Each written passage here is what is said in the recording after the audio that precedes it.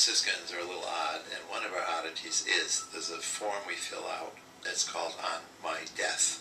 It says where you want your funeral mass to be, who you want to do the homily, and etc. like that. So 9/11 happened on a Tuesday. Well, the next day the phone rang, and it was our provincial in New York. And he said, Michael wanted you to do the homily. And I said, well, yes, but this is different.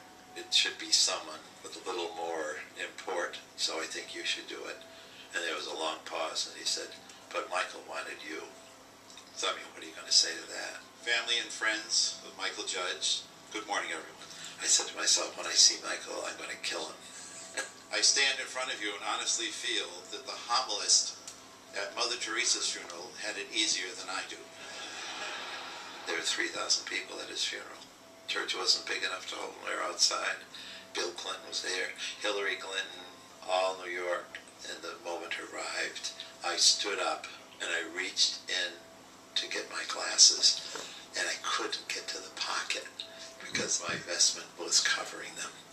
Thank goodness I practiced it because I couldn't read it. He loved to bless people, and I mean physically, even if they didn't ask. A little old lady would come up to him, and he'd put his big, thick Irish hands and press the head till I think the poor woman would be crushed. Everyone thought that Michael Judge was their best friend. He'd remember significant things in their life, and he would write a little note, just 1 or 2 lines.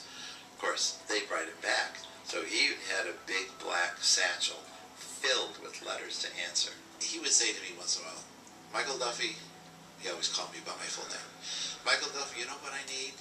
And I would get excited because it was hard to buy him a present or anything. I'd say, no, what? You know what I really need? No, what, Mike? Absolutely nothing. I don't need a thing in the world. I am the happiest man on the face of the earth. Why am I so blessed? I don't deserve it. Michael Judge's body was the first one released from Ground Zero. His death certificate has the number 1 on the top.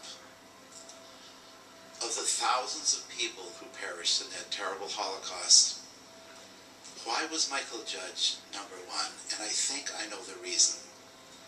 Michael's goal and purpose in life was to bring the firemen to the point of death so they would be ready to meet their maker. Michael Judge could not have ministered to them all. It was physically impossible in this life. In the next few weeks, we're going to have name after name of people who are being brought out of that rubble.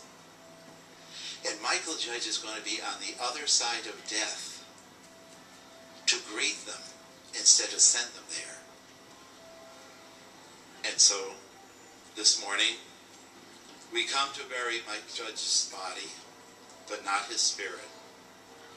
We come to bury his voice, but not his message. We come to bury his hands, but not his good works. We come to bury his heart, but not his love. Never his love.